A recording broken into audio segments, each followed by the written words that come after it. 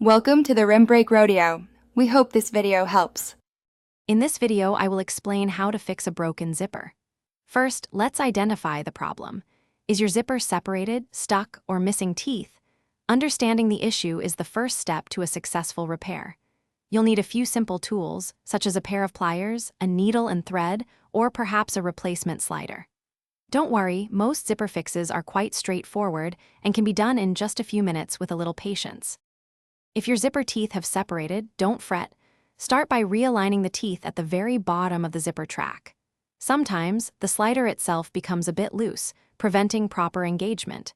In that case, use a pair of small pliers to gently squeeze the back of the slider, just enough to tighten its grip. Then, slowly pull the slider up, ensuring the teeth interlock correctly. You should feel a smooth, consistent movement.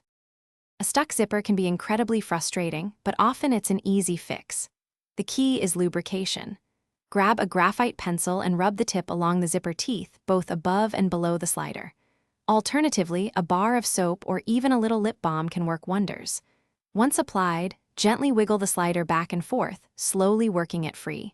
Remember, patience is crucial here. Never force a stuck zipper, as it could break the teeth or the slider.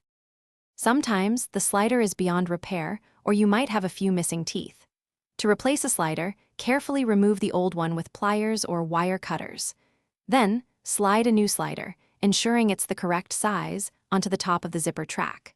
For missing teeth, a temporary fix involves hand-stitching new teeth using strong, durable thread.